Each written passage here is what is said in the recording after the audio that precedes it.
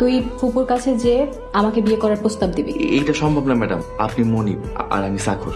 বারবার এক কথা বলবি না তো। সকাল হোক আমি চৌধুরী ম্যাডামের কাছে সত্যি বলবি তো? আমি সবসময় সত্যি কথা বলি। একবার খালি ফুপুর কাছে আমাকে বিয়ের প্রস্তাব দে, তারপর দেখ তোর কি হাল করি আমি। ফুপু, সালাম তোমাকে কি যেন বলতে চায়। সালাম, কি বলবি বল। কিছু কথা কওয়ার ছিল।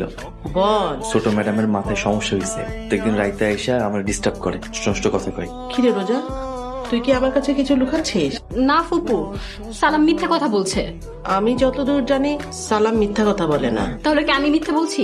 কেন বলছিস জানি না, তবে আমার মনে হচ্ছে তুই মিথ্যা কথা বলছিস। কামলার বাচ্চা, তুই আমাকে আবার অপমান করলি। আমি তোর এমন অবস্থা করবো তুই কোনোদিন ভাবতেও পারবি। সামান্য কেয়ারটেকারের ছেলে হয়ে আমাকে এত বড় অপমান করলো। কমনে নাস্তা রেডি খাইছিস? তোর নাস্তা তুই খাইয়ে যা, ভাগ এখান থেকে। সকাল সকাল আপনার আবার কি হইলো? আমার কি হয়েছে সেই কৈফিয়ত কি তোকে দিতে হবে? তোমার ছোট্ট দুইটা কথা কইতে এসে। কি কথা? তোমার পোলা লক্ষণ বেশি ভালো দেখতেছি না। আমার পোলার লক্ষণ ভালো দেখতেছেন না মানে? আমার পোলা আবার কি করছে? এইটা দেখে তুমি কি করবা? তোমার পোলা সালাম রে ওই চৌধুরী বাড়ির থেকে ফিরে নিয়ে আসো। আমার পোলারে চৌধুরী বাড়ি থেকে নিয়ে আসমু কেন? আব্বাই কইছে তাই নিয়ে আই। আমার পোলারে চৌধুরী বাড়ি থেকে নিয়ে আসবো না, ওই বাড়ি তার। তুমি এমন ভাবে কথা কইতেছো, মনে হইতেছে তোমার পোলাই চৌধুরী বাড়ির মালিক। মালিক ফকির তো আল্লাহ বানাইছে, আল্লাহ চাইলে আমার পোলাও মালিক হইব।